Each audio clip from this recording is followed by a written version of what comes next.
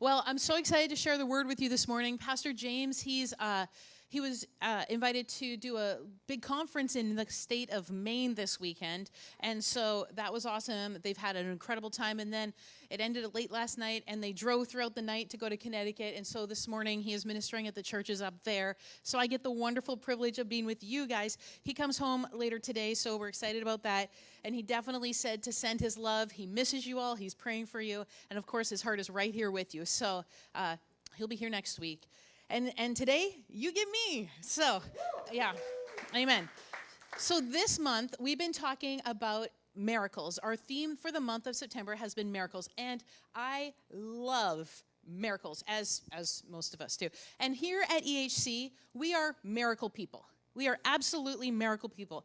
We believe in them. We go after them. We love them. We talk about them.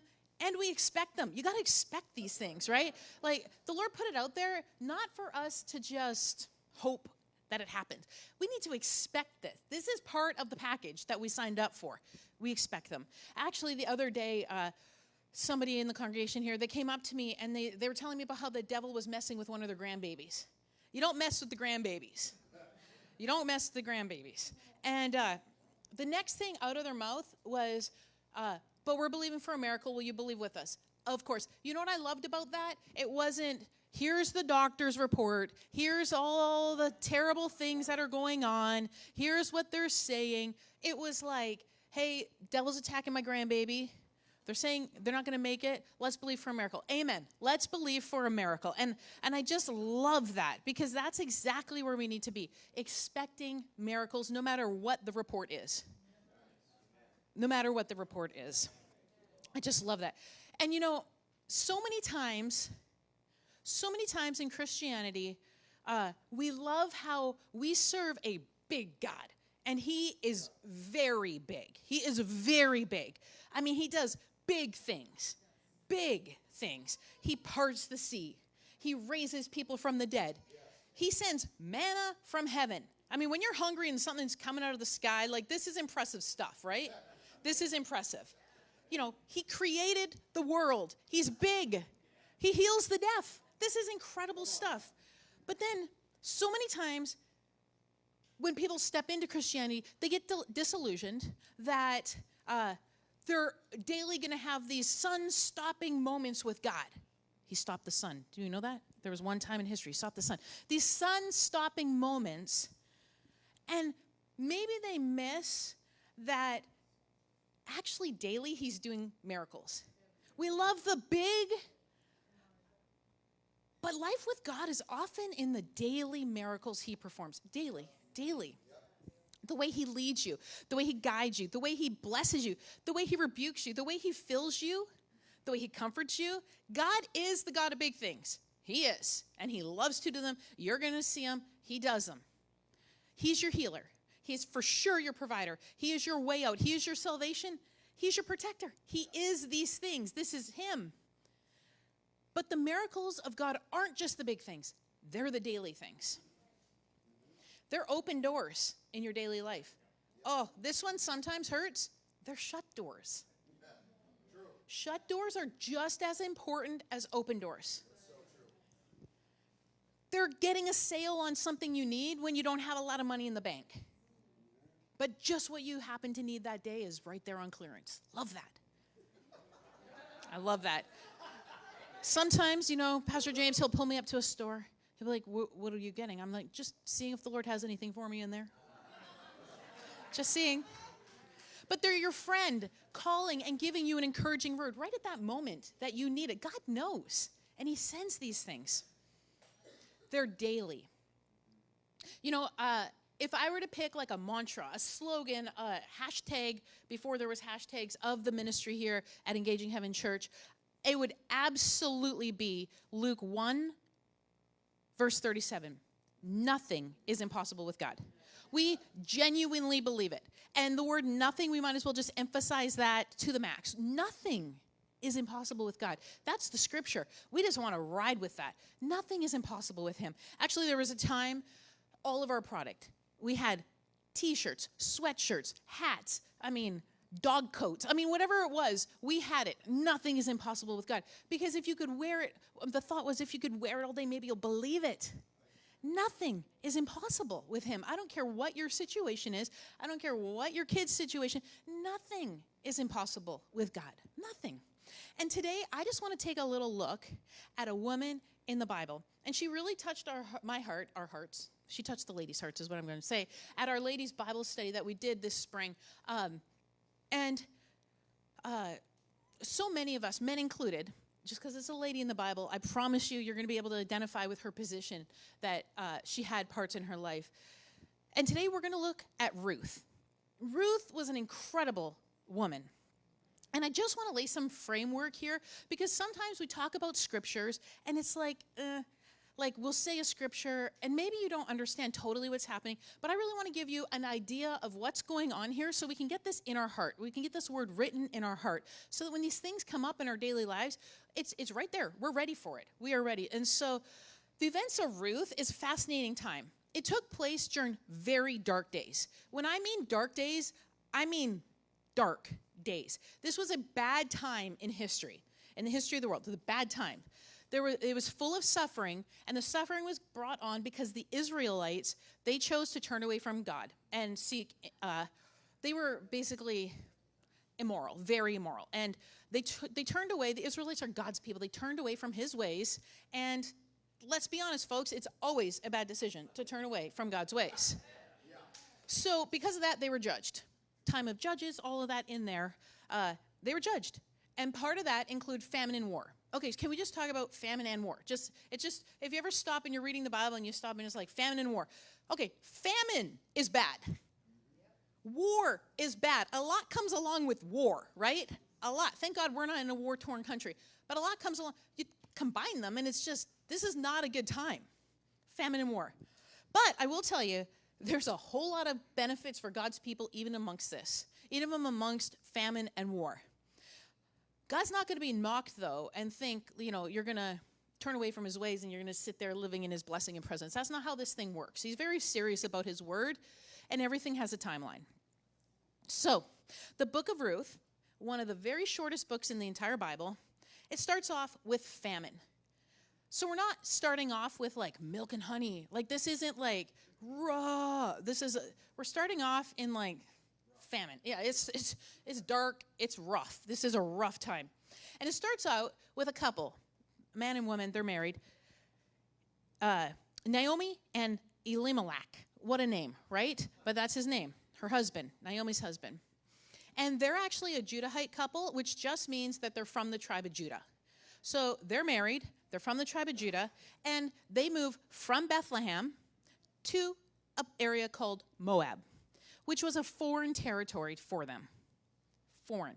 And they moved to this place with their two sons. So, this is not like, hey, we're moving to Georgia. This is not similar. Like, this is, hey, we're moving to Venezuela. Like, this is very different from what they're used to.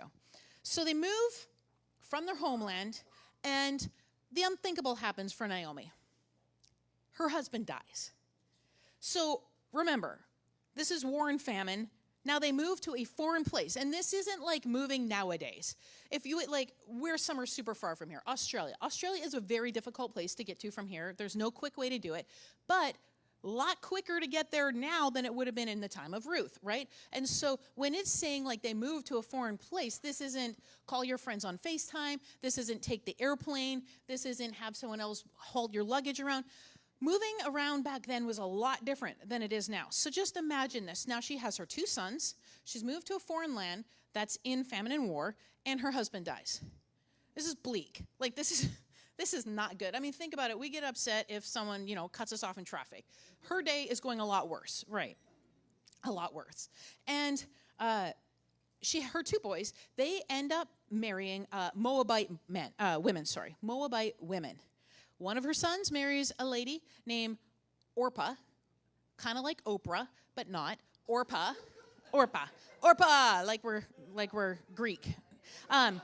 Orpah and Ruth. Those are the two names of the ladies that her sons have married. Now, her sons are married, and they don't have any kids. No grandbabies for Naomi yet. I will tell you, when my sons get married, I need grandbabies ASAP. ASAP. ASAP. I want to see I do, ring, off you go for my grandbabies. Thank you. This is not what's happening here. Ruth and Orpah, no grandbabies for Naomi yet. So now Naomi, she has her 2 sons. They're married to these Moabite women. No grandbabies. And just so we're on the same page here, they're still in this foreign land. Her sons go off to fight in the battle. They're in war. And they die. The sons die. So now Naomi has lost her husband. She's lost her 2 sons. And she has these daughter-in-laws, these Moabite women that are now her daughter-in-laws. And she's in this foreign land, riddled with tragic situations, war and famine. This is brutal. This is brutal. This is also brutal for her daughter-in-laws. They've lost their father-in-law. They've lost their husbands. They've lost their brother-in-law. Lots of pain in this family is happening. Lots. And all this happens in the first 5 verses of the book of Ruth. Lots is taking place in five verses. Okay, so we're going to pick it up in chapter 1, verse 6. We're picking it up here. It says, the famine was so rough. With the Bible saying the famine is rough, this isn't a cute famine. This is a real famine. The famine was so rough that it caused a woman, Naomi, it caused her to leave her family in Moab, relocate to Bethlehem, which was neighboring him. Why? Because verse 6 says this. It says, Naomi found out the Lord had visited his people and given them good crops again. Oh, do we have a little bit of hope happening here? I'll tell you, the Lord always takes care of his people. He always takes care of his people. And Naomi found out that, hey, the Lord is visiting Bethlehem. But remember, she's in Moab. So she realizes, I need to leave Moab and go because I hear back in Bethlehem there's crops again. When there's a famine, you're going where there's food. You're going. So Naomi said to her daughters-in-law, she said, each of you go back to your mother's home. Feels reasonable, right? Feels reasonable. Go back to your mom's home, and may the Lord show you kindness as you have shown kindness to me and your dead husbands. I feel like she was a little salty pointing out that they were dead again. But, you've shown kindness to me and your dead husbands. But, we didn't have to drive that point home. Everyone was aware of the circumstances. Nonetheless, verse 9, it says, may the Lord bless you with the security of another marriage. She's telling her daughter-in-laws this. And she kissed them goodbye, and they all broke down and wept. They loved her. They loved her. And back then, it was very customary that you took care of your family. Honestly, it needs to be customary now, just saying. But back then especially, it was very customary. You took care of your family, especially the men. It was the men's role, should be still. That's a different topic. We won't go there. But they took care of the family. They took care of the family. So for Naomi to have her husband pass away and her 2 sons and be in a foreign land, and it's full of war, and it's full of famine, this is a pickle. She is in a pickle because she has no one to help take care of her. Both of her daughter-in-laws wanted to go with her, which that just tells you how close they all were. Her daughter-in-laws wanted to go with her. I know my daughter-in-laws are going to love me like that. Everywhere I go, they're going to be like, hey, Ma, you want to go shopping? I'll be like, yes, sweetheart, get in the car. I'm paying today. That's how it's going to go. That's how it's going to go. Or at least amen. That's how it's going to go. But her daughter-in-laws, they wanted to go with her. They wanted to go with her. And she basically looks at them, and I love her honesty. And she was like, even if there's a hope I could get remarried tonight, I love that. It's so sarcastic. Even if I could get remarried tonight. And even if I got pregnant and I could have sons, are you going to wait till they're the age that you can marry them? This is what she's saying to them. Imagine this conversation. Verse 13, she said, would you wait until they grow up? Would you remain unmarried for them? No, my daughters, it is more bitter for me than for you because the Lord's hand has turned against me. Why is it that anytime something goes wrong, we feel like the Lord's turned away from us? Things have gone very wrong for her. I'm not belittling her circumstance. It's very serious. But your feelings aren't facts. The Lord's meanwhile working all this stuff out, but she's like, oh, he's turned his hand. No, he hasn't. Actually, he's working stuff out. Naomi's in a rough time, for sure. And some of you sitting here this morning, you're in a rough time. And I can understand that. There's hard stuff. Life sometimes throws you some very unfair, difficult things. But we must remember Luke 1:37, nothing is impossible with God. Nothing is impossible with God. It doesn't really matter how bad it looks. Nothing. There's not a little caveat that says, but this, but war and famine, but all the men in your life died, but you're not even in your hometown. No, nothing is impossible with God. So again, Naomi, she urges these girls, go back to your mom. Off to your mom you go. Very reasonable. Go back to your mom's home. And Orpah, she was crying. Ruth, crying. They don't want to leave. Orpah, she gave Naomi a kiss, and she said, I'm going back home. She went back to her mom. And then Ruth comes this famous speech. We know Ruth's famous speech. We often hear this famous speech. And it's in verse 16 to 18. And it says, but tearfully, if you're crying, I mean, she's feeling this. Ruth insisted, please, don't ask me again to leave you. I want to go with you and stay with you. Wherever you go, I will go. Wherever you live, I will live. Your people will now be my people. And your God will now be my God. Wherever you die, I will die there too. That's where your people will bury me, next to you.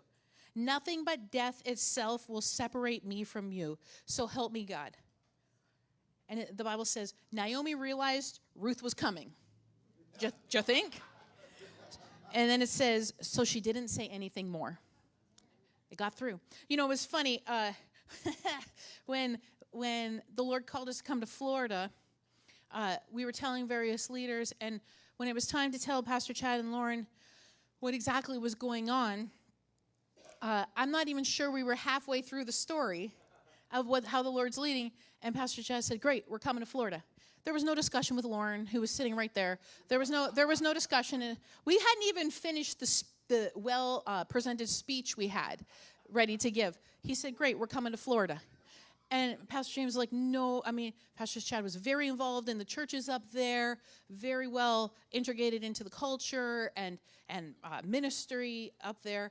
And he said, nope, we're coming. Lauren, we're coming. I mean, we hadn't even said what we were doing here. And now, this isn't, for Pastor Chad, you have to understand, most people in life, Florida, fun, vacation, Disney, lots of great things. Pastor Chad doesn't like to be hot. So this isn't like, ooh, Florida's calling. This is like, yeah, he struggled with the idea. It's like, why couldn't, summer with a season call? Yeah, anything. Can we just a little bit more north? So when we said Florida, it wasn't like for some people, Florida's like, jackpot, thank you, Lord. No, that wasn't the situation for him. And so we're halfway through it, and Pastor James was like, listen, you know what? You're really ministering a lot up here. Why don't we just go? We're going to set a few things up, and then you come. Pastor Chad, no, we are coming.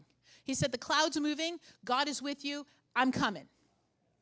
I mean, we went back and forth in this conversation. No, just minister at the church a little bit longer. You're really involved. They'll miss you. Just a few months, a month, 6 weeks, 6 days. Give us 6 days. No, we're coming. Okay. He said, God is with you, and I'm coming. He's like, I know enough that when God's moving, I'm coming. And so I'm not even joking. Back then, he had his realtor's license still. I'm not even sure it was later that afternoon he had the house listed. I'm not kidding. House listed, Lauren had started packing. If Lauren's packing, that thing is packed by the night. They were ready to go. No job lined up, no house lined up, nothing. It didn't matter. It was time to go. And so when Ruth is giving this compelling speech to Naomi that she is now taking on her God, she is going to be with her to death. This was serious because you have to remember she's a Moabite. A Moabite didn't have Jehovah God as their God. That wasn't the culture. That wasn't their religion. Naomi, she was a believer in the one true living God, but not Ruth. And Ruth chose willingly to put herself in a difficult situation, and actually she ran into difficulty. She ran into this difficult situation. Why? With wide open arms because of her faithfulness. And faithfulness matters. It matters to God. It matters to others. And actually, we live in such a world right now where faithfulness, it's undervalued. It's undervalued. People aren't great at keeping their word anymore. People show up. They don't keep their appointments. They show up late to stuff. They don't even let you know if they're not coming anymore. I mean, there's not a lot of faithfulness. And we got to make sure as God's people that we're not just blending in with the ways of the world like this. We have to be honorable and upworthy. When we say something that comes out of our mouth, we need to hold our position. We need to be the people that God's called us to be. So off to Bethlehem, Naomi and Ruth go. Actually, it says in the Bible, the other women in the town were a little shocked when Naomi showed back up because they're like, hey, she's back. The one that, isn't that her? She left so long ago. She's back. And you know what's fascinating? I love this part. I love this. Please don't miss this. They went to Bethlehem, and Bethlehem was the house of bread. Remember, it's a time of famine. Bethlehem's the house of bread. And yet, they're starving for bread. And isn't it funny that you can be in the right place but still have a great need?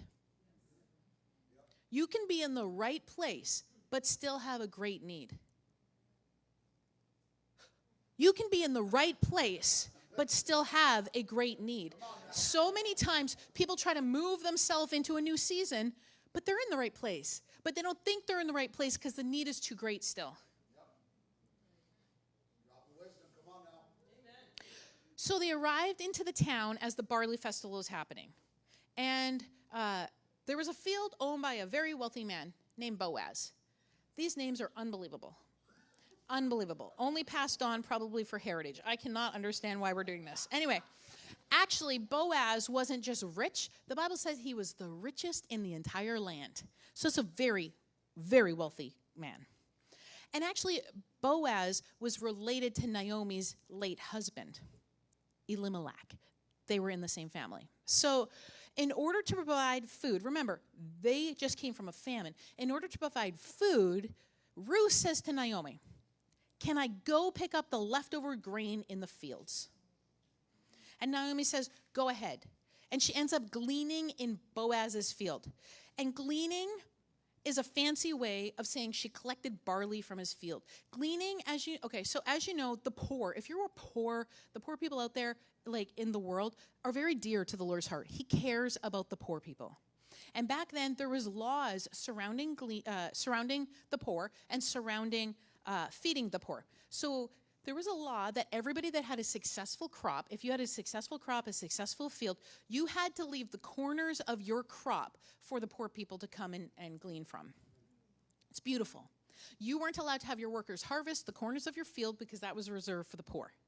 It's beautiful. So when the workers were done for the day, the poor people could come in and have an opportunity to glean from the field and have some food to eat. That's beautiful. Picking up, we're in the next chapter, chapter 2, verse 3. It says, it just so happened that she found herself working at the edges of a field, gleaning at a field belonging to Boaz, the family of Elimelech. It just so happened. I love that. Because nothing just so happens. We think it just so happened. No, nothing just so happens. God was leading her. He was directing her. Remember, they're in the middle of this famine. He's leading and directing her. And we need to understand your life, my life. We're part of a bigger picture. You're part of somebody else's bigger picture. And we have to view it as God's part of our lives, but also the world. It just so happened, and nothing just so happens. I love this. Here we go again. Verse 4 and 5. At that moment. Are we seeing a pattern here? It just so happened at that moment. I love this. Boaz came from Bethlehem to survey his harvest. He greeted the harvesters and he said, may Yahweh be with you. And they replied, may Yahweh bless you. I'm sure they wanted him blessed because this was their job, right? Yeah, he's like, may God be with you. And they're like, may Yahweh bless you. Yes, I'm sure. And it says, noticing Ruth, Boaz asked his foreman in charge of the harvesters, who's that young woman over there? Ruth is doing what she knows to do. She's being faithful. She's being faithful. And Boaz notices her. Now, remember, Ruth is from Moab. She is a Moabitess. So she's considered to be less than a slave. Okay, less than a slave. That's hard to even understand because being a slave is not a great title, right?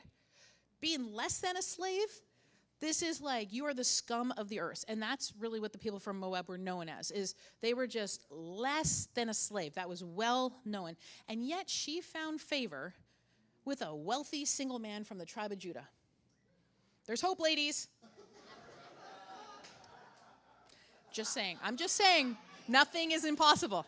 Okay. No. But what ends up happening in the next few verses is that Boaz tells Ruth 3 things. He tells her 3 things. Boaz, wealthiest man, tells this less than a slave lady that caught his attention because of her faithfulness 3 things. To watch his harvesters, his employees. He tells them, follow them around to the different fields to see where the crops are plentiful. That's pretty amazing. No longer do you have to stay in the corners. You can actually follow my workers around and go to where it's lush. That's beautiful. Second thing he tells her is, when you're thirsty, go to the water jugs the young men have filled. Why did the young men fill them? Because they're heavy. Because there's not water in the middle of the field. And now he's saying, go ahead. You can just drink from the water. It's hot out here. Go ahead. Have some water. And he tells her the third thing he said, I've instructed the young men not to bother you. He's making sure she doesn't get hurt. And there's a kingdom secret in all of this, EHC. If you are faithful, you will find God's favor all over your life. All over your life. Favor is incredible. It's something can be done for you when you don't deserve it. It's not done for someone else. It's done for you. And there's no reason why they're doing it for you and not that person, but it's favor. It's incredible. And Boaz keeps going. But wait, there's more. This is amazing. Verse 15. He said, and when she rose up to glean, Boaz commanded his young men, saying, let her glean even among the sheaves, and do not reproach her. Okay, so a sheaf is a bundle of grain, and it's laid lengthwise, and it's already tied together, already reaped. And he's saying, let her glean among the already prepared, ready to go, just pick it up and go. Let her glean right from there, and do not stop her from touching them. That's incredible. Verse 16. This is an amazing verse.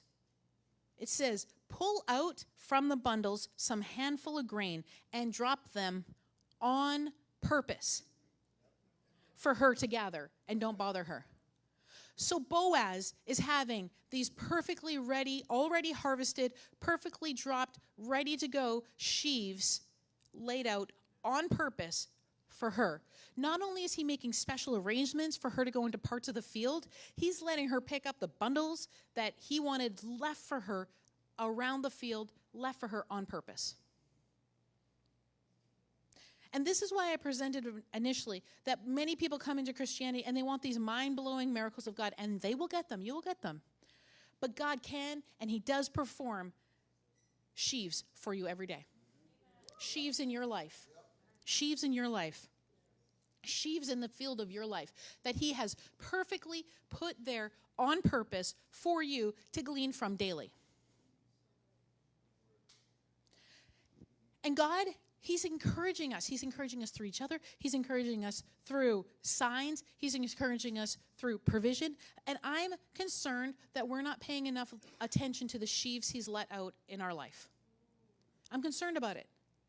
I'm concerned we're waiting for something to happen that you're getting discouraged about because it hasn't happened yet. Meanwhile, all day long, God has perfectly laid blessings, perfectly laid pieces of gold for you around the field of your life, and you're missing it because you're waiting for this to happen. Meanwhile, not understanding if you could just pick up the sheaves that's going to take you to that. So it's how it works. So we have a widowed woman. A widowed woman. I mean, think about, this is a younger woman. A widowed woman who was less than a slave. These are ginormous blows in life. A widowed woman, less than a slave.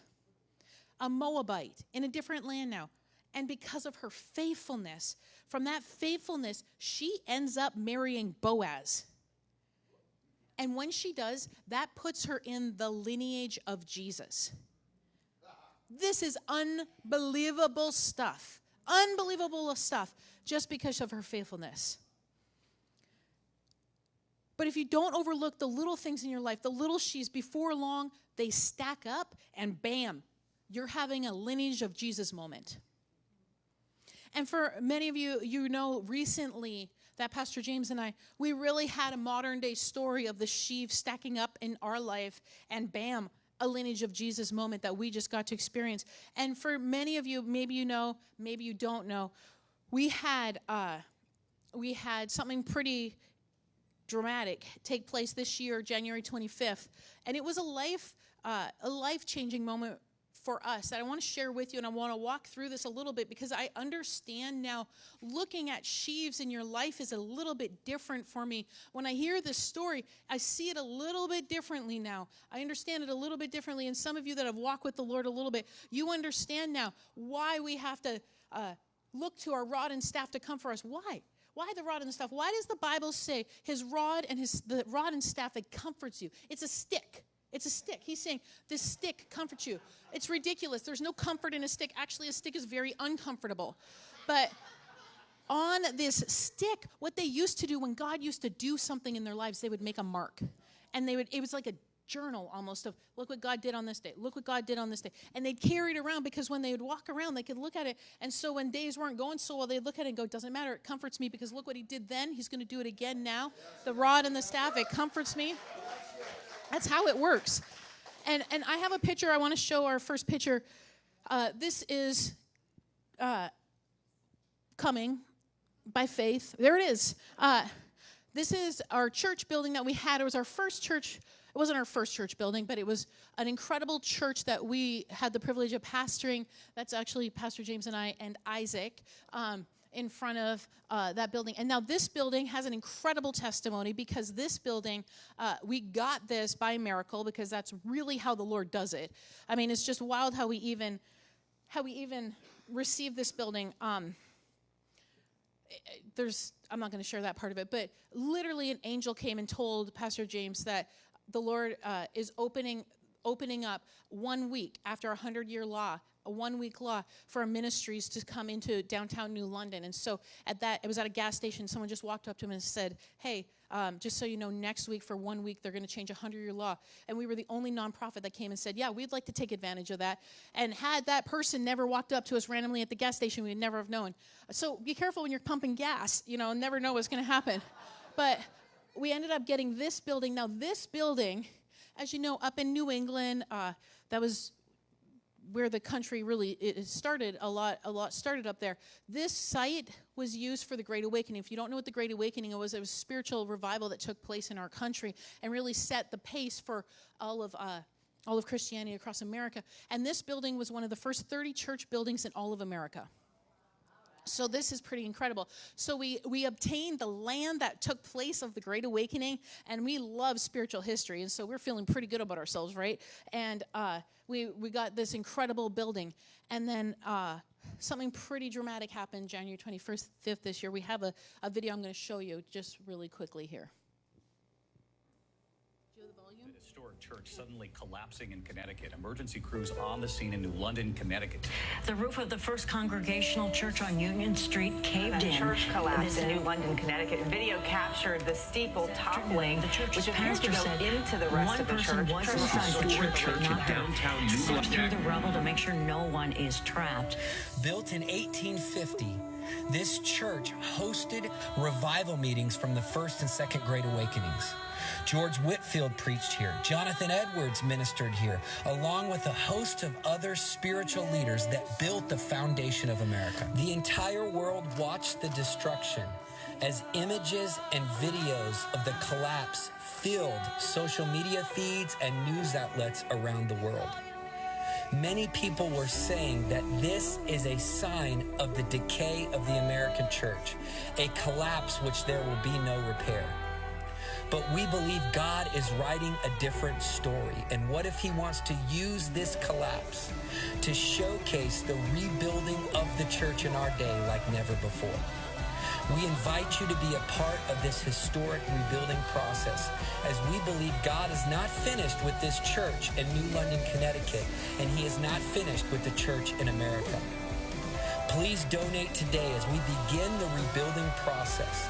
As Jesus said, I will build my church, and the gates of hell shall not prevail.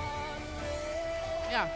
So, as you can imagine, that was something. That was an incredible day you're not prepared for. Actually, it was on a Thursday, and I had just wrapped up an afternoon birthday party for Amaya for her 5th birthday. And so I had little princesses just leaving the house, and there was a few family left. And I noticed, I looked down at my phone, and I'm like, why is Teresa calling me so much? And then I'm like, I'm cleaning, I'm hosting, I'll call you back. I'm thinking, I'll call you back in just a minute. And then Elena was like, Teresa's calling me. And Brooke's like, Teresa's calling me. And I'm like, this seems eager. And so right as they're saying that, she's calling me again. And so I answer the phone, and she's like, the church fell over. And I literally had no idea what that meant. Like when someone says the church fell over, I was like, okay. And she's sounding very frantic, very frantic. And so I could tell by the sound of her voice, this is serious. But I'm like, it's an old building. I'm thinking what, like a little ceiling tile? Like I didn't know what that meant. I mean, it's a very old building, built in the 1700s. So, there's things that happen. And so I thought, it's a little something. And I'm like, I'm going to need a picture. And she's like, no, I can see the sky from the sanctuary. And I was like, I'm still going to need a picture. Like, I'm going to need... Where on the level of serious are we on this? And so she sends me a photo, and when I open it, I gasped. And I was like, oh no.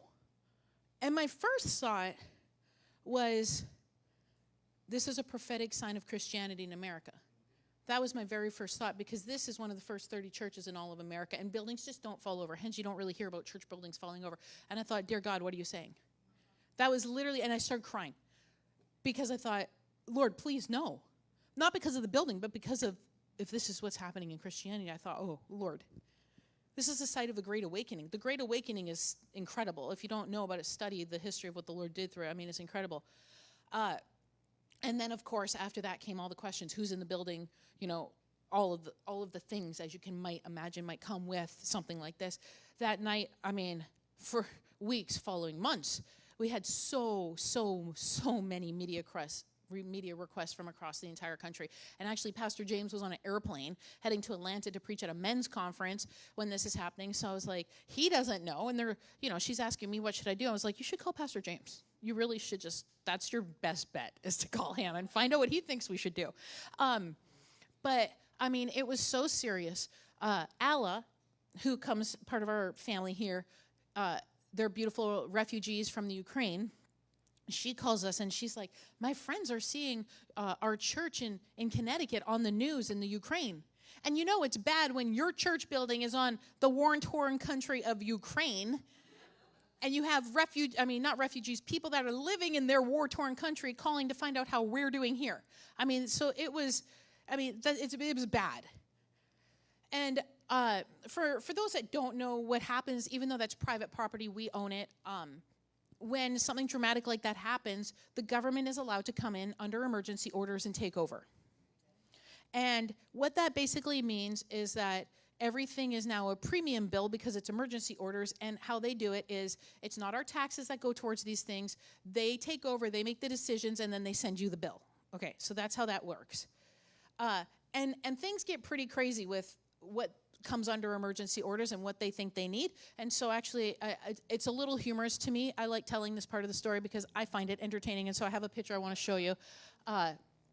So the fence, you see the steel fence? That was an iron fence that took around the whole property. And they said, no, we need an emergency fence. So they put the lighter color fence behind that around the whole property and charged us $30,000 for this. because the steel fence wasn't good enough. I was like, fence looks pretty good, guys. What are we doing? Anyway, so they had a police detail because obviously this is an active site. And meanwhile, people are stealing stuff from it. And like, there was one artist that kept stealing things from the rubble, even though there's police guarding it. And he was drawing pictures on it and then selling it to the community to give the money back to the city. And I was like, the city isn't paying for this. Anyway, I didn't obviously say that. But nonetheless, I was like, the police detail, which we're paying for, is letting this guy steal stuff to give money to the city who isn't paying for this. I'm like, this is crazy. Anyway, a lot was going on. They had, for the first time ever in the town, in the city, it's a city of New London, Connecticut, they had search and rescue come. And search and rescue, we love to make history, but that wasn't the kind of history we were trying to make. First time ever. That wasn't the kind of history we were trying to make. But they were looking for bodies. And so they spent 3 days looking for bodies because we do a lot out of that building. There obviously is a whole church there. There's a whole breakfast program there that takes place daily. There is people in and out. And because it was located right in the middle of the downtown core, people on lunch breaks oftentimes will go and sit on the staircase. And that day, January 25th, in New England, it was in the 50s. Now, for us, we're shivering in the corner. There, a day in the 50s is like a summer day in the middle of a really cold spell in the middle of January. And so it is absolutely a miracle that nobody at that time was sitting on it. Actually, earlier by like moments, there was people sitting on that step. So it was just unbelievable. That morning they were painting in the sanctuary. The cleaning crew was there cleaning in the sanctuary. So this is like an active, well-used building, and so they're looking for bodies. And quite frankly, we didn't even know what to think. We knew who our staff was and who was supposed to be in that building, but that doesn't matter. When you run a homeless breakfast, sometimes in January, in the winter, they would sneak in and like try to sleep in the building because it was warmer. And so we didn't know. We didn't know. And so for many of the first days, anytime the phone rang, let me tell you, it just was not great news. And so definitely we were concerned about, was there anybody that shouldn't have necessarily been on the property. And that is a very sobering thought to think. And then we had, in the middle of that, what's incredible is, like I said, we run a daily breakfast program there. And what's incredible about that is we did not miss one day feeding those people. Not one day. Such a tragedy took place. The next morning, we're feeding the homeless still. Right across the street, a different church building said, you know what, come and use our kitchen. And we moved our breakfast program there. The Lord cares about the poor. He cares about them. He will always find a way. And so that was just such a beautiful thing. And I remember one day, 3 days into it, we get a call from the police department, the city, saying, we're going to tear it down. We're going to tear it down. What do you mean we're going to tear it down? Like, there was plenty to be able to be kept. And actually, we were getting calls from engineers around the world saying, don't let them rip the whole thing down. The structure is still good. This is good. That's good. All of these type of things. And they said to us, we're going to tear the whole thing down. Well, when it's under emergency orders, you don't get to make that decision. I'll tell you what, a pothole in that city, 9 months. 9 months to fill. 9 months. A historical building that housed the Great Awakening, 3 days they plowed the thing down in. Most efficient that city's ever been. And the whole thing, it didn't need to come down. In the middle of it, there's an entirely huge property in the back of it. Because they took it down so quickly, they ruined that building too. And what was wild, as this is happening, we had lots of ambulance chasers calling us, lots of things, but our lawyer at that point was like, hey, we could sue them for lots of things here. Taking the whole building down. We could sue them for destroying the whole building that was good in the back, because in our heads we're like, well, the building in the back was big enough to hold a whole church. I mean, that's where we fed the poor. That's where the classrooms were. That's where the kids' church were, the offices. I mean, there was bathroom. It was like, we were like, okay, looking rough up front, we're going to the back.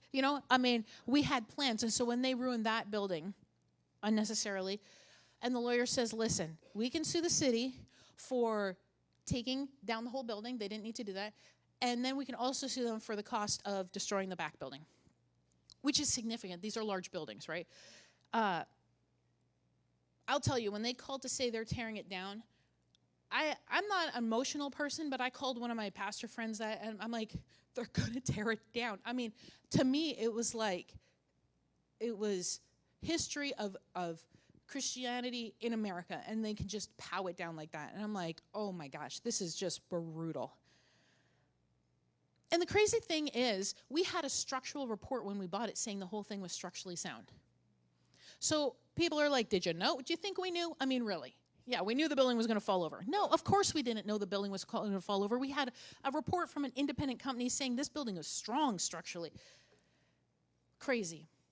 And then through it all, we had a lot of lies and a lot of really incredible support. And there was one, actually the national news was phenomenal. They were phenomenal. They understood this is a tragedy. The local paper in that very liberal town, there's a reporter at that local paper that for years has strongly disliked Pastor James.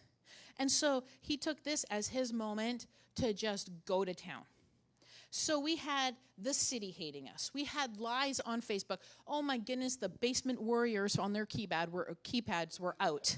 They were out, and they were just lying, like straight up lies. Ladies, gentlemen, don't believe everything you read in the news. I'm reading these things going, actually, we didn't read much. We really didn't read much because there was a few things that were just downright wrong. Like they just were not even true or accurate, and I thought, this is crazy. And it made me wonder how much really of what we're hearing is even true or accurate because they just present these things as facts and move along. Throw a picture in there, and you think, wow, obviously that happened, and it's just not even true. From that, we had death threats. That was fascinating. And in the middle of it all, we didn't have insurance on the structure of that building. And so, as you can imagine, this is a big thing with a lot of costs.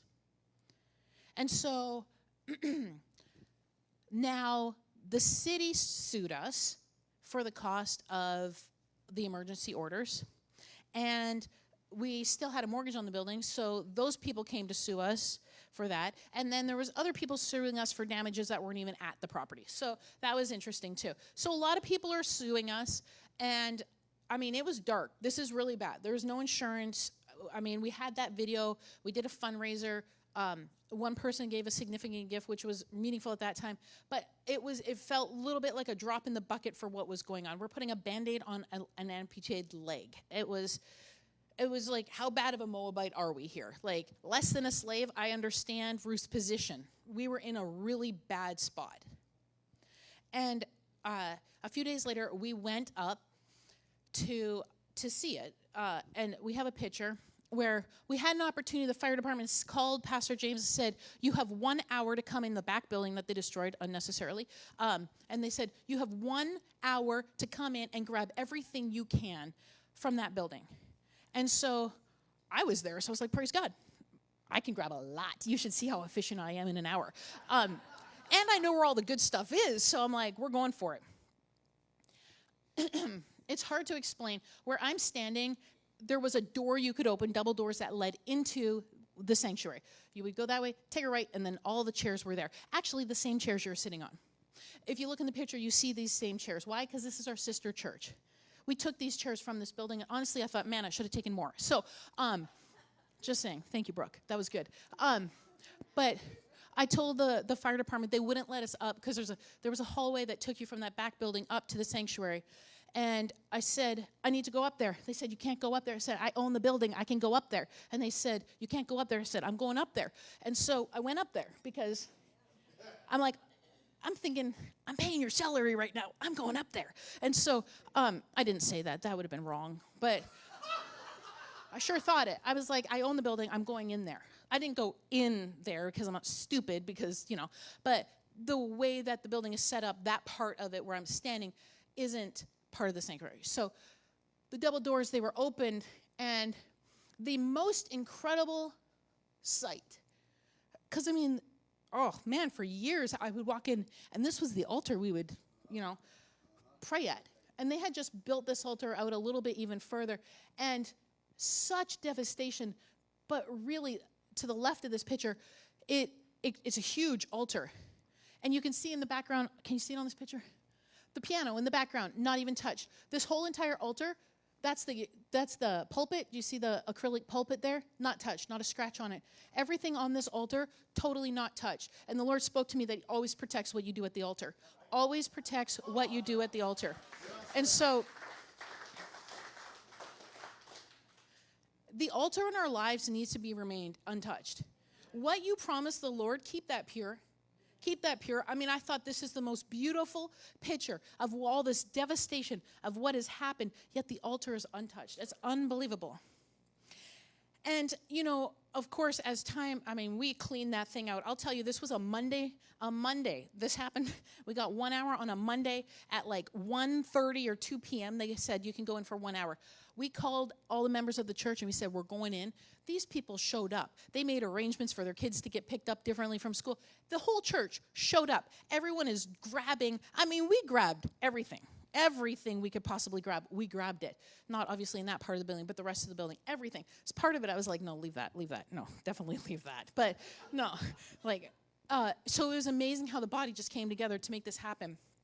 And so, we were there a couple days. We came back, and as you can imagine, just the phone calls, the what are we supposed to do, there's no money to pay for this. Like I said, they took it down.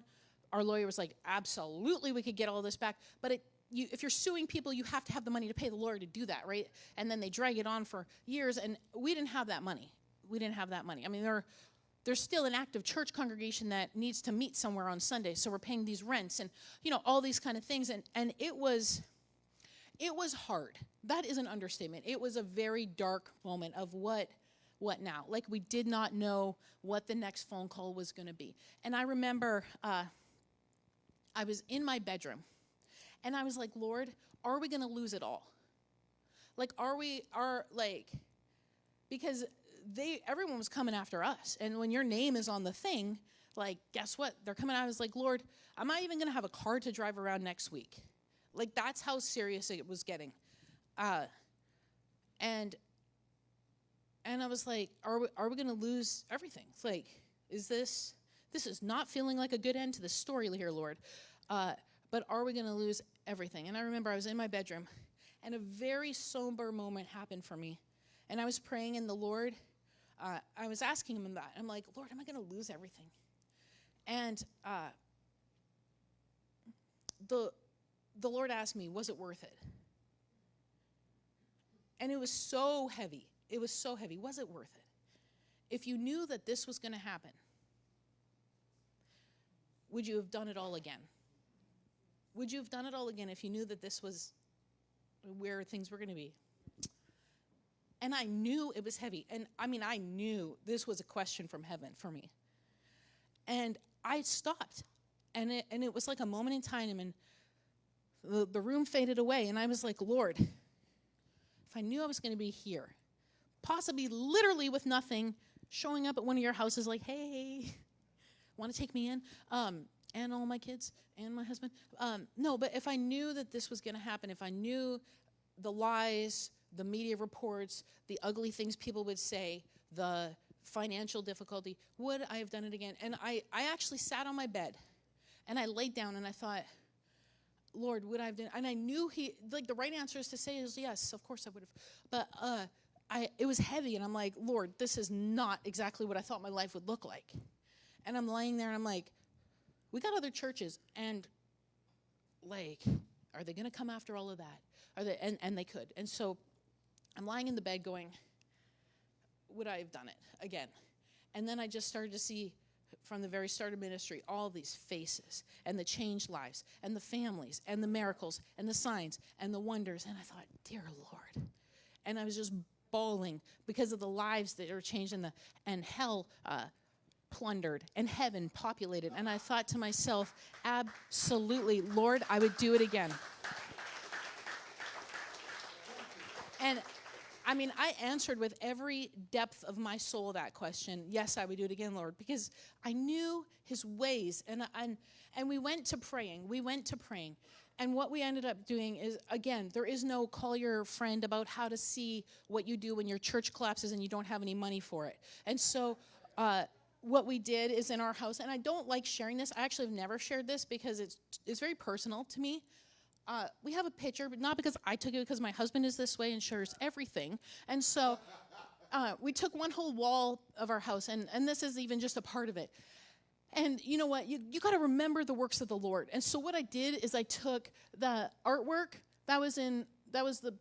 we had really cool wallpaper many years ago at the altar of our first church in New London. So I took that because that was assigned to us. I grabbed it out of the rubble, actually. When they let us in for an hour, I was like, I need that because that's a memory of what the Lord's done.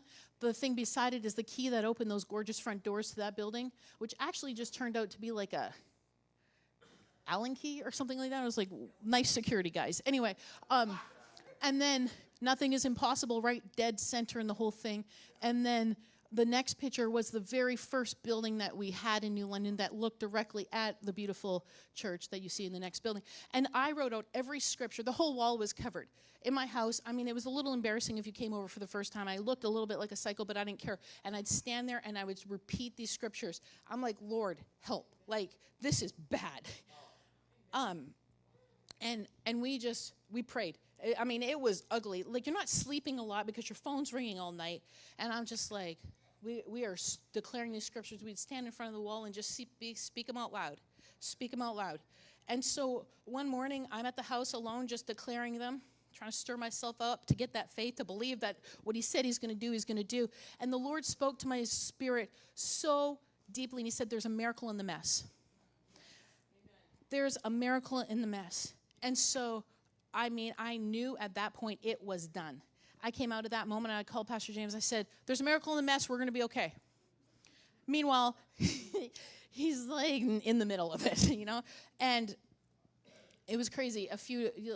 Time moves on, and I'm not going to give all the details of the story, but the Lord gave him a name of a lady that from many months ago, a conversation that had come up, he'd had this phone number of this lady that somebody had given him, not even a believer, and the Lord spoke to him on the beach when he was walking and said, call this lady. He calls the lady. The first thing she says is not hello. She said, I hope you're calling to sell me that property.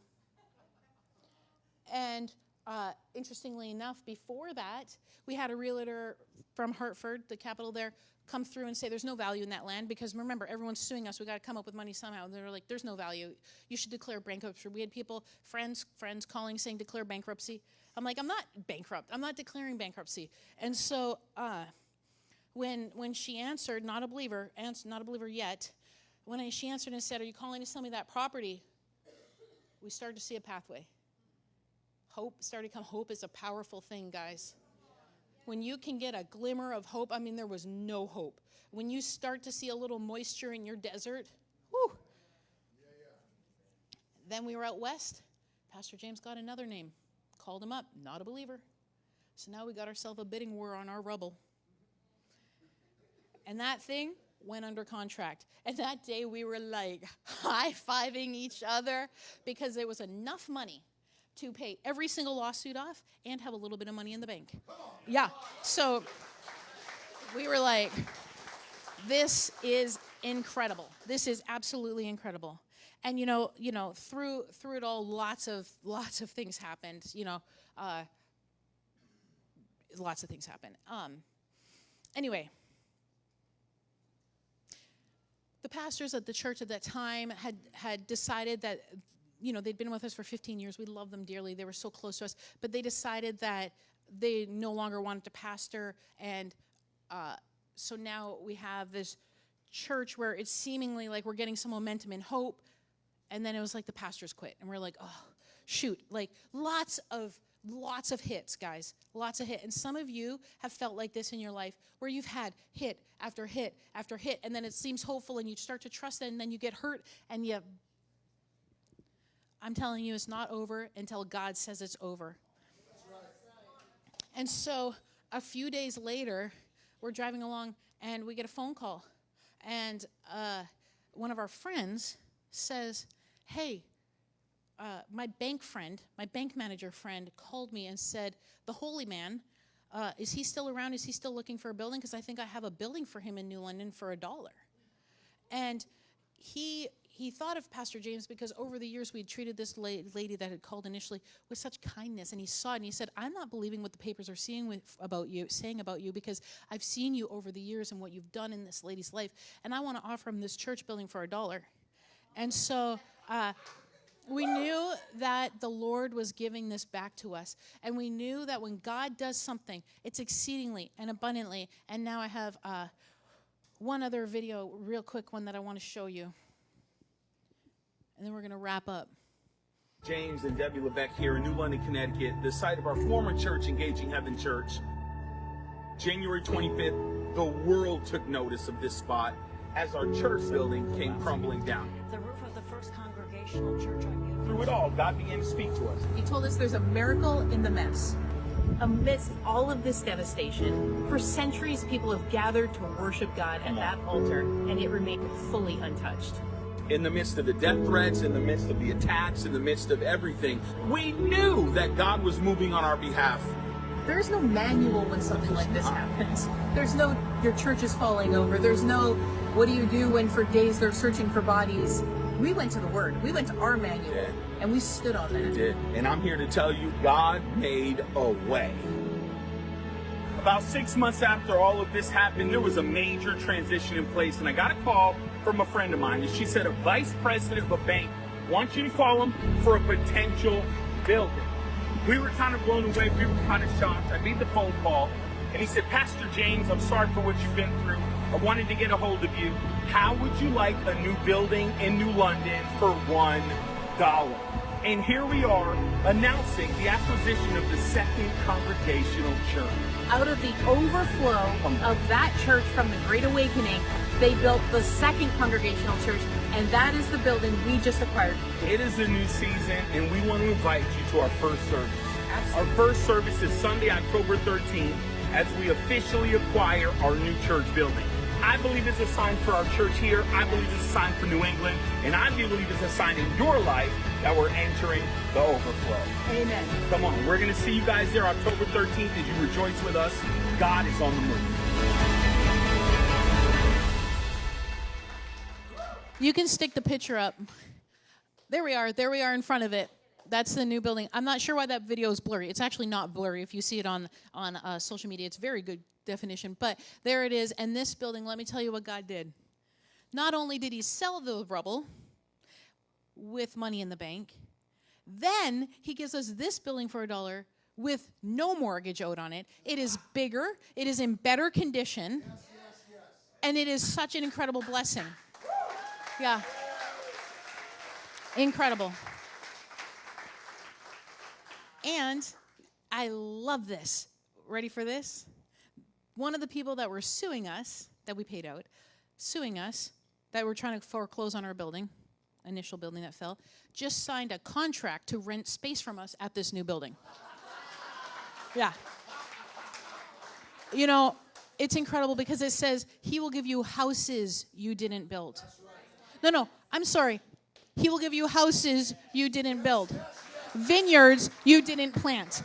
Vineyards you didn't plant. He will give you, not just me, not just full-time ministers, not just that, you. He will give you houses you didn't build, vineyards you didn't plant. You just have to have the faith to see them released in your life. Bend over and pick up those sheaves daily. Pick them up. Find out where God is leading that gold in your life.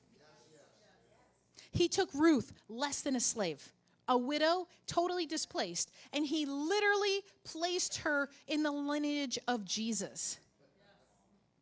Whew. He is with you. He's with you. We have to look for these sheaves. Look for these kisses from heaven because Luke 1:37, nothing is impossible with God. Nothing is impossible for God. I want you guys to stand up. We're going to worship the Lord. And you know, it's incredible what the Lord has done. And this is your story too. I promise you, these same chairs were in that building. Tell this story. This is amazing what God has done. Only God could do something like this. And he wants to do these things for you as well. Little, big. And we're going to worship the Lord. And you can play the song. And some of you maybe this morning, we're not going to be long. We're not going to belabor this. But some of you might need to ask the Lord for forgiveness for ignoring the sheaves in your life. He's laid things up for you daily. And you might be ignoring them. I promise it's just picking them up and finally one day you get a big stack. They say this mountain can't be moved. And some of you need to open your heart because hope is coming, and hope is powerful. And when you've lost hope, it's such despair. But when you get that glimmer of hope, heaven can start to move. Heaven can start to move in your life. Hope's coming. I mean, hope's coming for your children. Hope's coming for your children. And some of you need to purpose in your heart that today, even today, you're going to look for the sheaves that the Lord's laid for you. And so we're going to worship him now, and we're going to take this moment to thank the Lord what he's done, but also to get right with this, because it's not a game. It's not a game. So we're going to worship him. You can turn it up.